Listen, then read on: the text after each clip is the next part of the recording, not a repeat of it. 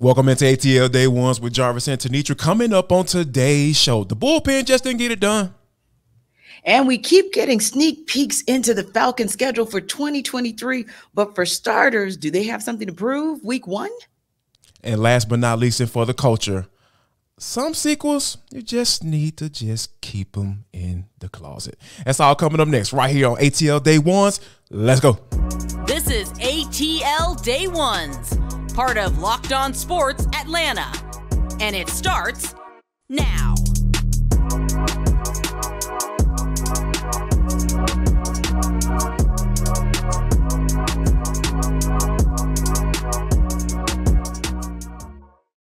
I want to start off by saying thank you for making ATL Day Ones your first listen of the day. Remember, we are free and available wherever you download your podcast, and wherever you download your podcast, make sure that you leave us a 5-star review. Really appreciate that from you in advance. It is ATL Day Ones, part of the Locked On Podcast Network, your team every day. And today's episode of ATL Day Ones is brought to you by FanDuel Sportsbook. Make every moment more. Visit FanDuel.com/lockedon today to get started.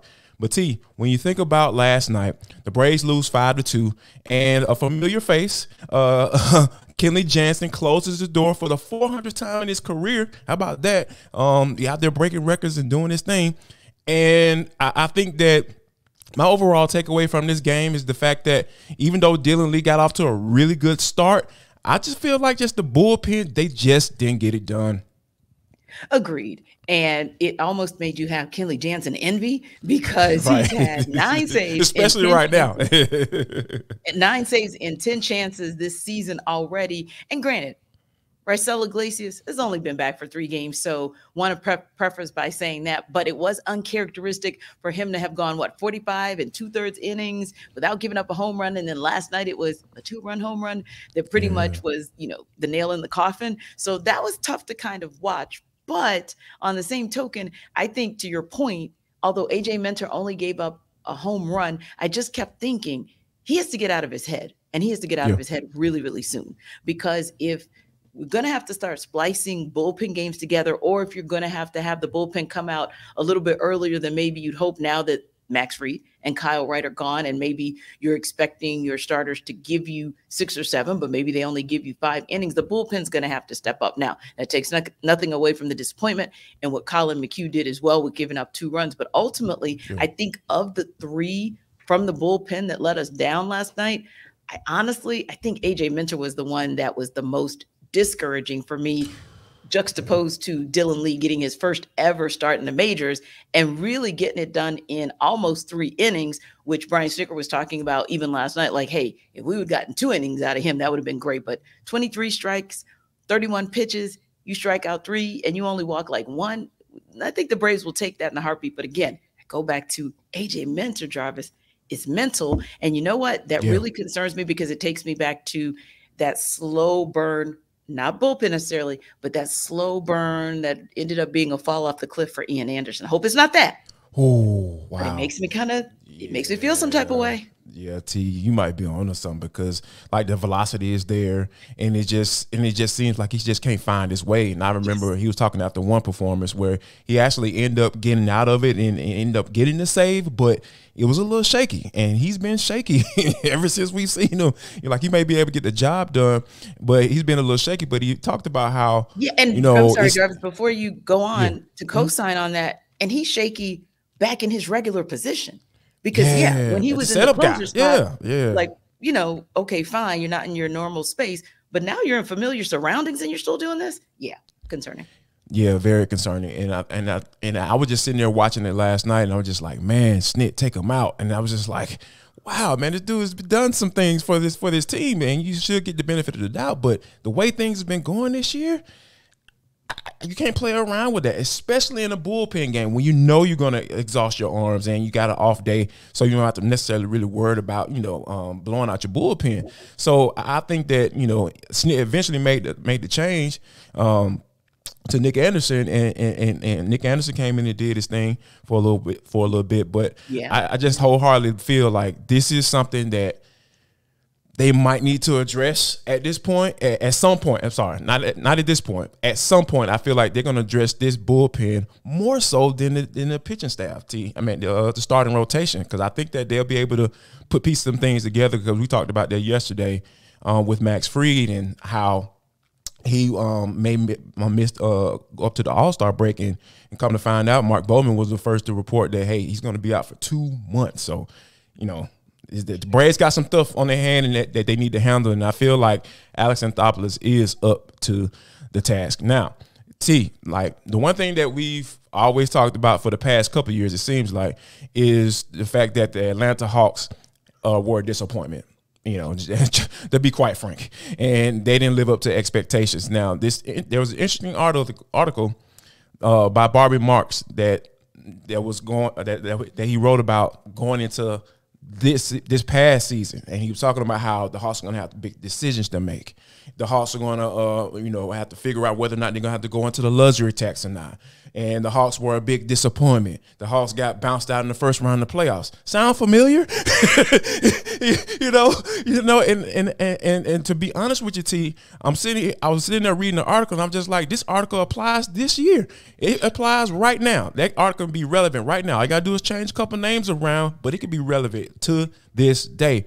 But my question to you is, how do you feel like the Hawks found themselves back in the same predicament that they were in last year? I think when you stand pat juxtaposed to what the Atlanta Falcons have done, the minute they got the opportunity to get some freedom from being in cap hell, they made moves. I don't care if it's not the splashiest of splash at every position where there was need, but moves were made. Same thing with the Braves. We know if Alex Anthopoulos looks at this thing for another week, the Braves go back on the road, right? And he's not seeing what he wants to see as they wrap up this interleague play. You already know. I mean, and as we always say, he's probably already on the phone, just kind of betting, if you will. That's the kind of thing that the Hawks just did not do enough of. Of course, after that quote unquote darn near run to the NBA Finals 2 years ago, they thought that, hey, we got the team, we got the squad, we're good to go. Stood too pat, and that bit him in the butt. Then last season they said, okay, clearly that didn't work. Let us go out and do something. But Jarvis, let's just be honest. They really did the same thing, because they essentially did some extensions like with, Kevin Huerter, with DeAndre Hunter. And so that was a situation where, okay, you really kind of stood pat because you basically said, we're going to ride or die with these. Well, you almost died. So now you get into a situation where DeJounte Murray's the only splash that you made in free agency that was meaningful until, in my opinion, you got Sadiq Bey. Now, that was the other thing that you did, but that was, of course, after you changed GMs and had a coaching shakeup, right?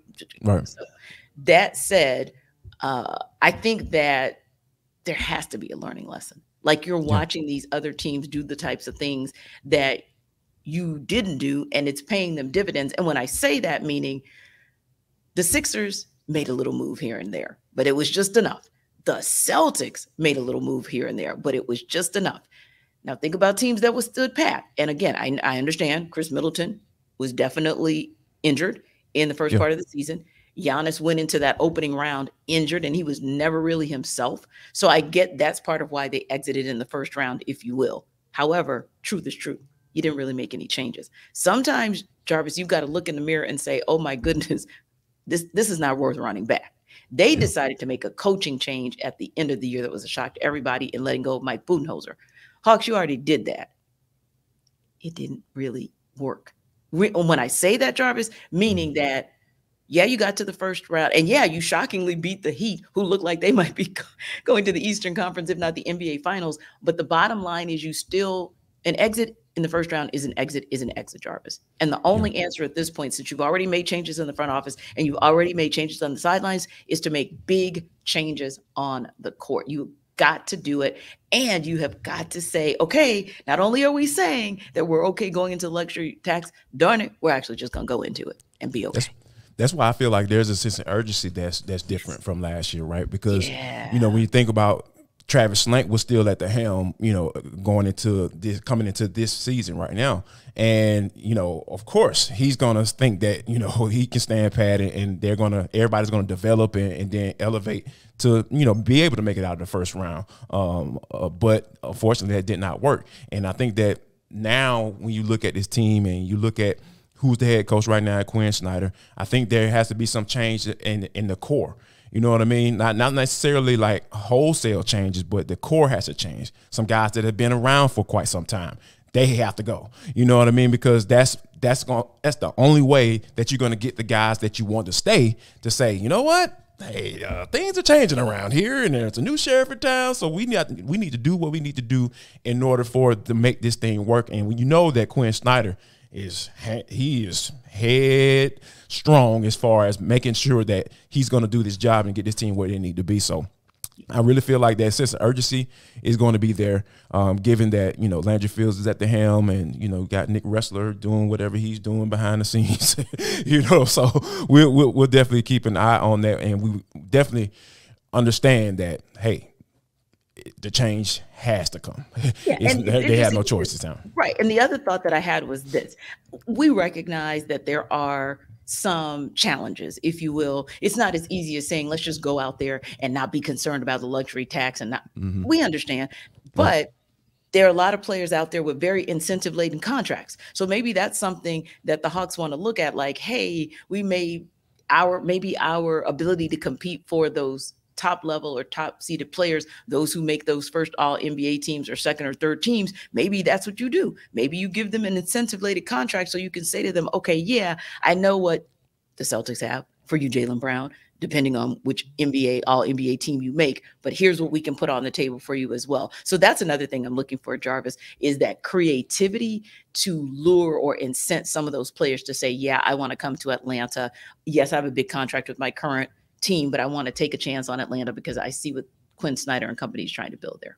Yeah, it's all about establishing the culture, and I think that Snyder has done some of that, and I think it's enough to where, like, you might be able to convince and do exactly what you just said. So coming up in about a minute or so, we're going to talk about the Atlanta Falcons. We know exactly who they will play in the first game of the season, according to a report. But what do they have to prove now that they know that it's a division foe? We'll talk about that next. But first, I want to let you know that this episode is brought to you by Built Bar. That's built.com/lockedon. Yes, go check that website out right now, because guess what? You know, T and I, we've been doing our thing. We've been working out. We've been getting right. We need that 17 grams of protein. We need to get it right, get in the gym and get our lives together, because it's summertime. She's trying to be a hot girl summer. I'm trying to walk around with my shirt off. You know, that's what we doing, right? No? Okay. She's not trying to be a hot girl. I'll take that back. I'm already one. Thanks. Yes. There we go. Yes, she's already one. Come on, y'all look at T every day. All you everydayers, you guys, people, you never rock with us each and every day. Yeah, that's how we get down on the show. But yeah, I want you to, Built.com has something great for you, right? If you're tired of going to the website and you want to go get some boxes in person, here's what you do. Go to Walmart, you can get a 4-bar box. And you go to Sam Clubs, you can get a big boy box. That's what I get, because I need them to last. I need to have my own personal stash when I go to the gym. So if you guys, you know, are tired of going to Built.com, you know, if you want to go, continue to go. But if you want to go in person and pick up some stuff and get those Built Bars, go to Walmart and the Sam's Club right now. So happy 2023 NFL schedule release day. Okay, really? It's almost like Christmas Day, because you know how on Christmas Eve, your parents might allow you to open one gift? So, all right. So the league allowed us to open one gift yesterday, right, Jarvis? Yeah, just a little bit. Just one. That's always cool. Yeah, exactly. So we opened the gift that told us that the Falcons would be in London taking on the Jaguars in week 4 of this upcoming season. Now it appears that we have 2 more gifts early Christmas morning, i.e. early NFL schedule day, of course, locally. And now I think there are multiple reports out there that the Falcons indeed will host the Panthers in week 1 of the season. And also now a report out of The Athletic that the Falcons look like they're going to also host the Packers in week 2. That's out of their Green Bay bureau. So should be an interesting way to start the season. Kind of exciting to be able to start the season at home with 2 games in a row. So first of all, Jarvis, your take on the Falcons having the opportunity to start the season potentially with back-to-back home games. Yeah, this is cool, right? Because when you think about like the pathway to the postseason, because I think that's going to be the theme this year. Pathway to the postseason, like as far as the for the Falcons to be able to get there, it's going to have to be through winning this division. And I think that being that the number one game on the schedule is going to be the Carolina Panthers, and you don't necessarily know who the quarterback is going to be, because Scott Fitterer is kind of like, oh yeah, going into the season it's going to be Andy Dalton, and then Frank Reich is like, oh yeah, whenever he's ready he's going to come in. I was like, all right, here we go. So you don't know who it may be Andy Dalton who the Falcons may be going up against. So I think that it's good on two parts, right? It's the divisional opponent. You're going to be able to see where you are, in the beginning of the season, and also you might be facing a rookie quarterback or a bad quarterback. So, like, those are some of the things that that you have to be at least kind of get excited for. Not saying that it's a guaranteed dub, but there are some factors in this game that the Falcons should be up, no doubt about it, especially opening up in Mercedes-Benz. Yeah, and I like the concept of it because we believe that the path to the postseason is likely for the Falcons going to be one where it's winning the division. The NFC overall is still chocked full of heavy hitters. I mean, you look at the NFC East, and you could argue that each and every team coming out of the NFC East could potentially make the playoffs this season. So with that in mind, and only one of them being able to come out as the divisional champion might be an easier path for the Falcons to actually just win the NFC South. That said, you get your first test out of the gates with the Carolina Panthers, and you can call it a test because everything at this point in the NFC South is a toss-up, except under center. I don't care what Frank Reich says. I don't care what the reports are coming out of Carolina. You are not going to make me believe that you did everything under the sun but bring Jesus back from cracking the sky to get Bryce Young. And then David Tepper going to make that decision for them. Like, I don't give a crap what they say. Yes, you're right. The only way to me that happens is literally if one of two things. If somehow, and God forbid it happens, but somehow Bryce Young gets injured somewhere during the course of training camp or preseason game. And again, I say God forbid because nobody wants that to happen to that guy. You want the best of the Panthers to show up with the best of the Falcons game one, right? But other than something like that, and of course, Malik Willis is a friend to the show. We rock with him. He's a local guy, but we saw or kind of seen the writing on the wall with the Titans. Unless it's a situation like that where you truly don't feel like your guy is ready, it's Bryce Young under center. Week one. That is my thought. I am actually more interested to see how maybe the new look offense for the Falcons, given Bijan Robinson, like what are we going to see from the Panthers defense and their ability to stop the run now that the Falcons have that guy in addition to Tyler Algier and Cordero Patterson. That's what I'm interested in seeing. Also interested in seeing what their secondary is able to do, like, okay, J.C. Horn and company, are you guys going to be able to have as much of an impact? I put that in quotes, but as much of an impact as you had at times last season, now that Drake London is going into his second year working with Desmond Ridder. Hopefully Kyle Pitts will be back and healthy. And we know that Derek Brown wrecked the hell out of Marcus Mariota last season.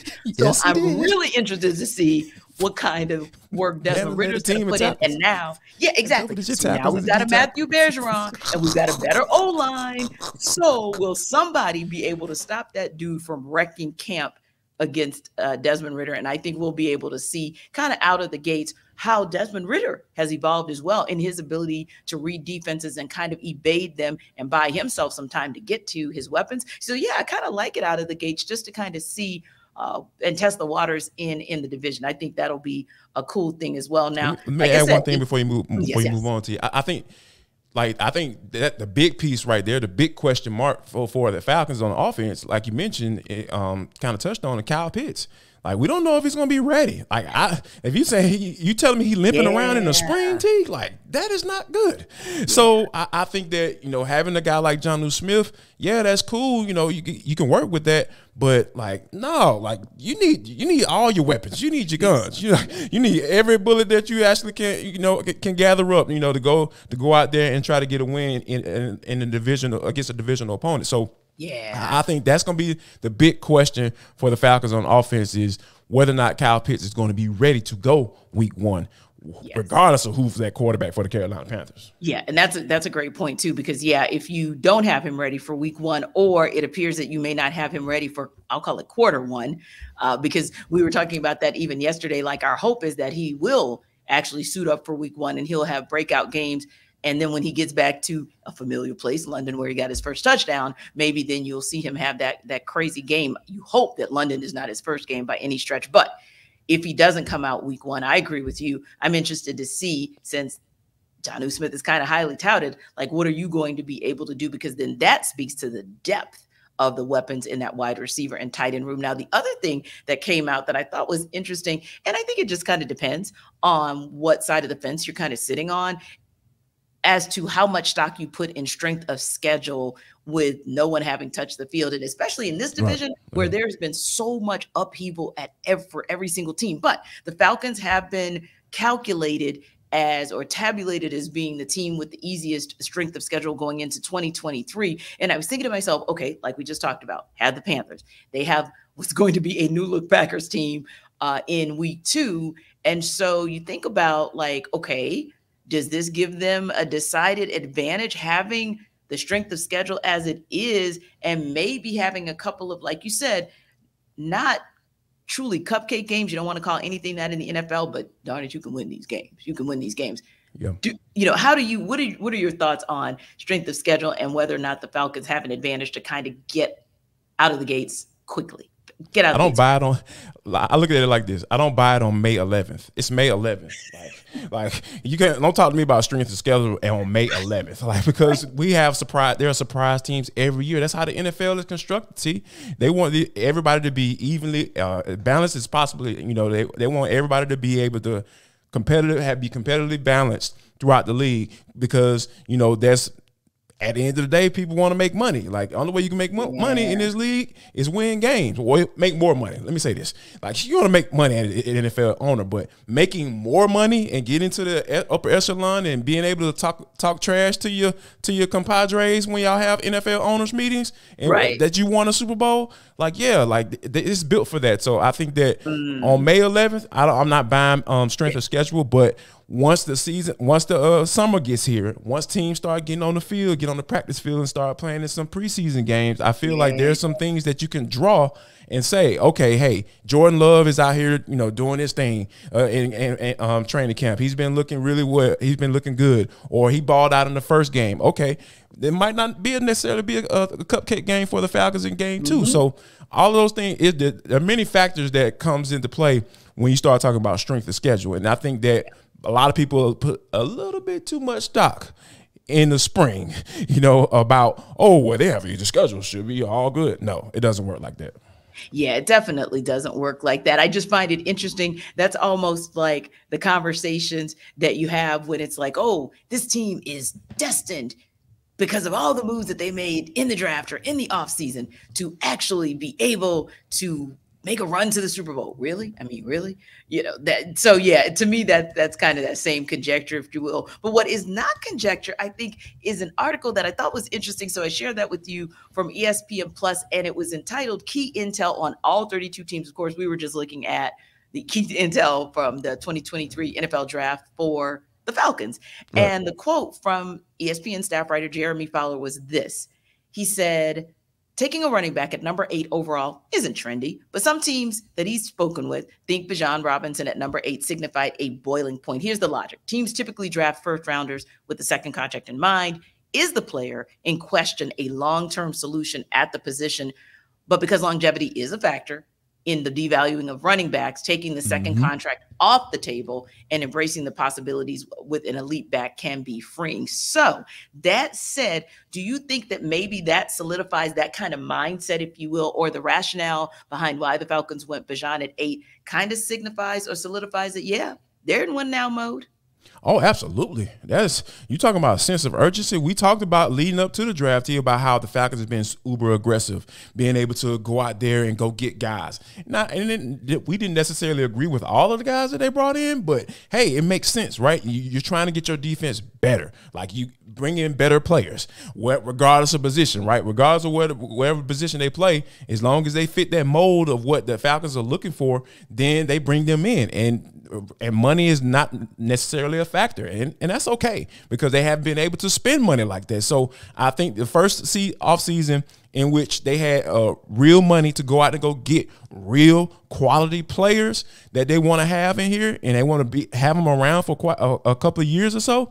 I think that, you know, going into the draft, the Bijan Robinson pick was the pick that made sense for what they were trying to do. And that they're trying to win games, T, because this is 2 back-to-back seasons of 7-10. That's not going to cut it. Like, they came in here to win, and that's what Terry Fontenot and Arthur Smith are trying to do. And making that decision to draft Bijan Robinson absolutely confirms that. Yeah, and you can't be overly concerned about a second contract because now that you're going into year 3, I mean, a second contract for Bijan Robinson is like 4 years away. In the league, 7 years is nobody's guarantee. So you just got to move on and say, hey, we're looking to win now and move forward. And then we'll cross that bridge when we come to it. We're going to talk more about Bijan Robinson tomorrow. Got a couple other thoughts that came from a GM. And also, Jarvis and I will get our first sneak peek at Bijan Robinson this weekend. Can't wait to tell you guys about that as the Falcons kick off rookie minicamp. So exciting times out at Flowery Branch, and exciting times for you guys as well, hopefully, because you'll give us your feedback. I mean, what do you guys think about the potential for the Falcons to kick off this season with a divisional foe in the Carolina Panthers? What do you guys think about the fact that, oh my, we are already here at rookie minicamp and we get our first sighting of not just Bijan Robinson, but the guy who is going to help the O-line in protecting him in Matthew Bergeron amongst the other rookies. So don't forget, everydayers, tell us all your thoughts. Drop them in the comments if you're checking us out on YouTube. You can DM us if you're checking us out on wherever you get your podcast and you want to share your thoughts, because you know what? Here at ATL Day Ones, we always appreciate that you got something to say. But T, this is for the culture. It is the intersection between sports, entertainment, the culture, and sometimes whatever the hell we want to talk about, because that's just how we get down on the show. Today is no different. T, when you think about movies that, you know, had come out and were really box office hits, big box office hits, like the movie like Beetlejuice. It was a super popular movie. It came out in 1988. And, you know, when I look back on that movie, I was kind of a little scared of it a little bit, you know, especially when I saw it the first time. But, you know, I come to, you know, really like the movie. But it seems that, though, you know, we've had an issue with, you know, movie makers of today. Like, it seems like they're running out of ideas and they want to start doing all these sequels. So they decided that, you know, Beetlejuice is the next one that they're going to do. And the funny thing when I was reading about this, T, it was just like, yeah, the sequel that everybody's been waiting for. And I'm sitting up here like, who's been calling for a sequel to Beetlejuice? You know, so, but, you know, I look at it like they were at least able to get the original people, you know, main characters, and Michael Keaton and Winona Ryder. They've agreed to do it. So looks like we're going to see this movie in September of 2024, T. It's very interesting. And yeah, first of all, I'm not a movie connoisseur, so have never even seen the movie. Whoa. Okay. But I don't know why I get shocked every time. Like, every time you say, yeah, you know, I ain't seen that movie. Right. How long have you known me? It's so hard. It's just hard. It's hard to get used to that because, you know, some movies just like, all right, you've at least seen part of it. That ain't it. No, that did not make the list. And still you ain't missed much. Even with the sequel. And no, I will not go back and see the original so that I can get updated enough to I wouldn't know even ask you to. About. Don't care at all. At all. But there are some sequels where I'll say, oh, wow, that's the sequel I didn't know I needed, right? And so I want to just say the sequel that I was excited about, because I have to think about a sequel I would be excited about. Okay. The sequel that I was excited about that I kind of didn't know I needed, but kind of knew I needed, was The Best Man, that was set up as an 8 series, kind of like an anthology. Like, to me, it really was, because it gave you the opportunity to flesh out everybody's story, everybody's backstory, and close out so that there really weren't any stones left unturned. I thought that to have a 1 and then to have a 2 that many people say was just as good as the one. Some people even like it a little bit better, other than, of course, the departure of Mia, the transition of Mia. But other than that, most people I know say it's one of the few franchises where everything hit. Everything hit. The one was amazing. Nothing we'd ever seen as far as that kind of African-American ensemble cast on a big screen. And then you come back years later and you do it again. And to your point, like with Beetlejuice, you pull in all of the original players, right? And that's amazing. And then you get all of them to come back for an 8. And Peacock did an amazing job of marketing that series and letting you know that it was must see. And people did excellent with not spoiling things throughout the course of the series. So for me, that was probably the one sequel where I was like, "Ooh, didn't quite know we needed an 8 series anthology type." But yeah, Jarvis, that hit well.